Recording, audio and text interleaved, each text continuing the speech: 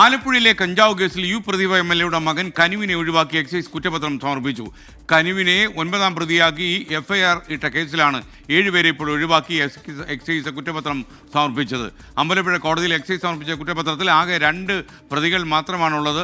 സമാനതകളില്ലാത്ത സമ്മർദ്ദമാണ് ഈ കേസിൽ എക്സൈസ് വകുപ്പിന് നേരിടേണ്ടി വന്നിട്ടുള്ളത്. എംഎൽഎമാർ നേരിട്ട് ഇടപെടുന്ന സാഹചര്യവും ഈ സംഭവത്തിന് ശേഷം ഉണ്ടായി എന്നുള്ളത് മറ്റൊരു കാര്യം. അശ്വിൻ പാലാഴി ആലപ്പുഴയിൽ നിന്ന് വിവരങ്ങളുമായി ചേർന്നു. Ashwin, good morning. യഥാർത്ഥത്തിൽ ഇപ്പോൾ ബാക്കി പിടിച്ചവരെല്ലാം നല്ല പിള്ളമാരായി, പാവം 2 പേര് അകത്താകാൻ പോവുകയാണോ? പറയൂ.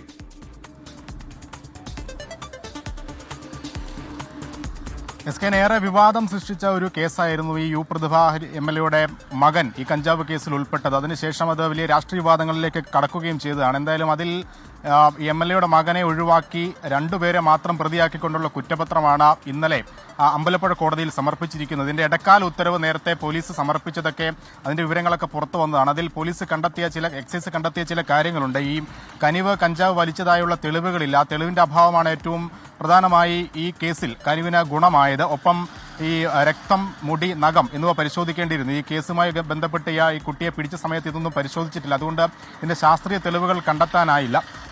ഒപ്പം ഈ തീപ്പെട്ടിയോ കഞ്ചാവ് ഉപയോഗിക്കാൻ ആവശ്യമായ മറ്റ് സാമഗ്രികളോ ഈ പിടികൂടിയെടുത്ത് നിന്ന് കണ്ടെത്താൻ കനിവിന്റെ പക്കൽ നിന്ന് കണ്ടെത്താനുമായിട്ടില്ല. അതൊക്കെ ഈ കനിവിന് ഈ കേസുമായി ബന്ധപ്പെട്ട ഏറെ ഗുണകരമായിട്ടുണ്ട്.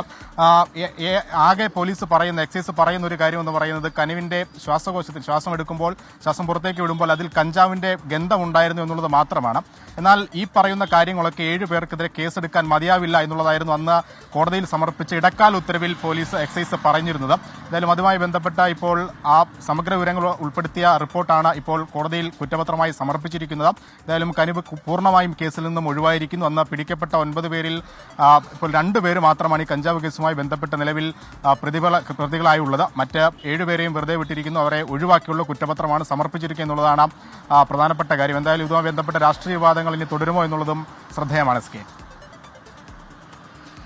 നമുക്ക് ഈ കേസിൽ എക്സൈസ് വകുപ്പുമായി സംസാരിക്കാൻ കഴിഞ്ഞോ? ഏത് സാഹചര്യത്തിലാണ് മറ്റുള്ള പ്രതികളെ മുഴുവൻ 7 പേരെയും ഒഴിവാക്കുന്ന സാഹചര്യം ഉണ്ടായത്? കാരണം ഈ എക്സൈസ് ഡിപ്പാർട്ട്മെൻറ്റ് തന്നെയാണ് ഇവരെക്കുറിച്ചൊക്കെ വാർത്താ സമ്മേളനത്തിലും അല്ലാതെയും ഒറ്റയ്ക്കും തെറ്റയ്ക്കും വന്ന് മാധ്യമപ്രവർത്തകരോട് പറഞ്ഞത്. ഇപ്പോഴവർക്ക് മനസ്സ് മാറാൻ ഈ സമ്മർദ്ദമാണോ കാരണം, അതോ അന്വേഷണത്തിൽ ഇവർ നിരപരാധികളാണെന്ന് തെളിഞ്ഞതുകൊണ്ടാണോ?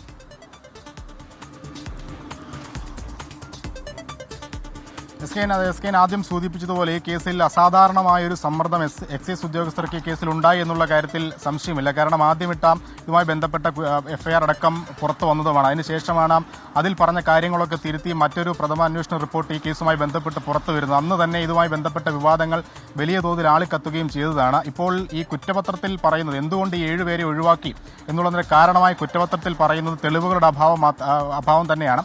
അതായത് ഈ ഒഴിവാക്കി നിലവിൽ 2 പേരിൽ നിന്ന് മാത്രമാണ്, അവർ കഞ്ചാവ് ഉപയോഗിച്ചത് 2 പേർ മാത്രമാണ് എന്നുള്ളതാണ് എക്സൈസിന് കണ്ടെത്താനായത് എന്നുള്ളതാണ് കുറ്റപത്രത്തിൽ ഈ ബാക്കി 7 പേരെ ഒഴിവാക്കാനുള്ള കാരണമായി പറയുന്നത്.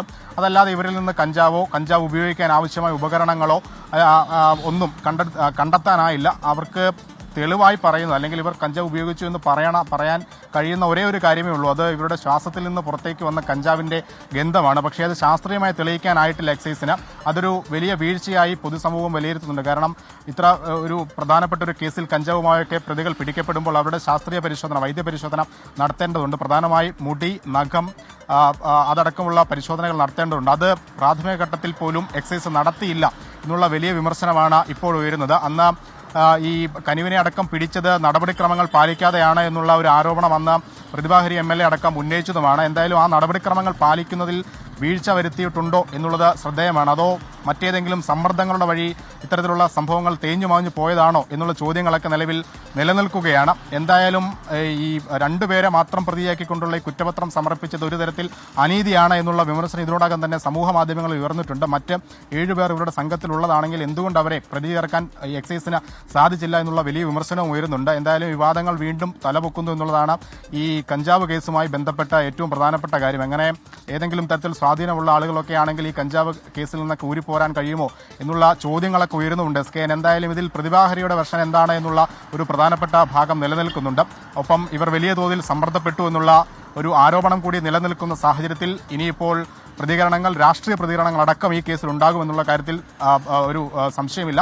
നിലവിലിപ്പോൾ ഈ കുറ്റപത്രം കോടതിയിൽ സമർപ്പിച്ചിട്ടുണ്ട്. തുടർ നടപടികൾ വൈകാതെ തന്നെ ഉണ്ടാകും എന്നുള്ളതാണ് മനസ്സിലാക്കുന്നത്. SKN പാലാഴിയാണ് വിവരങ്ങൾ നൽകിയത്. സാധാരണ വിവാദങ്ങളിൽ പെട്ടുപോകുന്ന ഒരു MLA യും ഈ പോലീസിന്റെ ഒക്കെ പുറത്ത് വലിയ സമ്മർദ്ദം ചെലുത്തിയെന്നും നമ്മൾ മനസ്സിലാക്കുന്നു ഈ കേസിൽ.